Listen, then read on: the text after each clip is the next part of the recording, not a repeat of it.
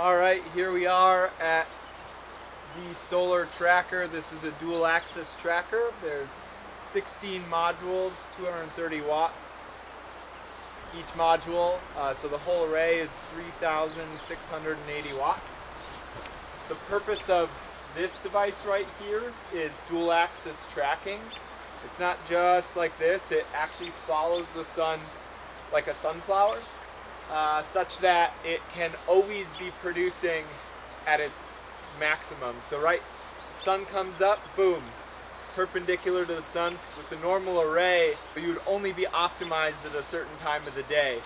So this really gets a lot more power out of the solar panels. Basically with dual axis tracking, it's between 30 and 40%. For one, dual tracking allows for about 40% more power production than a set system, like say just set to a rooftop.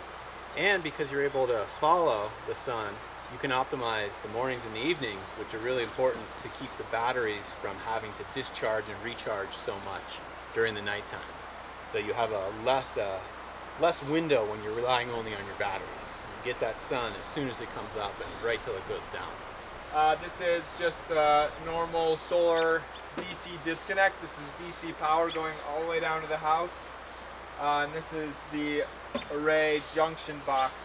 Interestingly enough, this thing actually has AC coming back from the power center to control the tracker.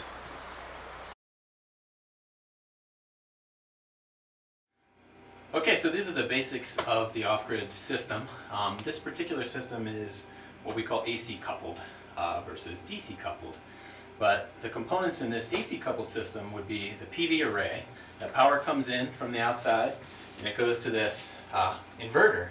And this is where the AC part comes in, because this changes that DC power, like what batteries use, into AC power, like what a house would use. And so we go from this inverter here directly into the loads in the house. So anything you need to run in your house on electricity, you can use right away. Then this system won't run at night unless you have back here your battery bank. And so what happens to get these batteries charged up so you can use that electricity later is this power from the AC inverter goes into this sunny island, which is our smart grid here. It kind of acts like the electric grid for this off-grid system.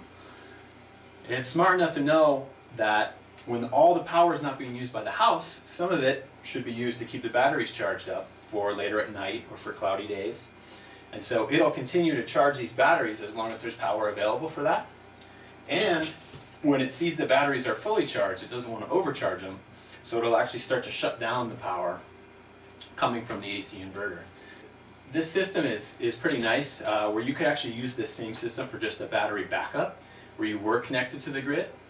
But in this case, if you're completely disconnected from the grid, another key component usually is a generator. And so there is a generator down below, which is capable of completely powering the house on its own, or it can act to charge the batteries. It kind of is like on a battery backup system, what you'd have, that would be your grid. That would be your electric grid, where you could do the same thing. So, but in an off-grid situation, those are your basic components: your PV array, your power generator, your inverters, and your battery bank.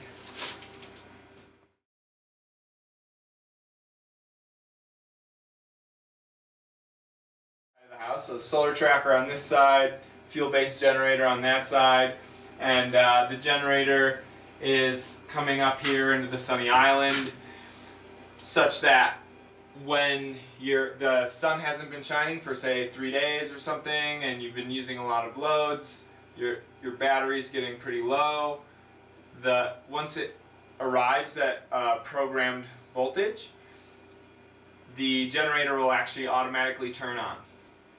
In the event that your inverter stopped working, there's actually the ability to flip this switch and just have the whole house run on the generator. This is your Sunny web box. This is so that the company that installed the system can actually look into the brain of everything that's going on, look at what's going on with the solar array, depth of discharge of the battery bank. You could actually, if there was ever a problem with the system, you could actually call us and we'd be able to look into the brains of the system live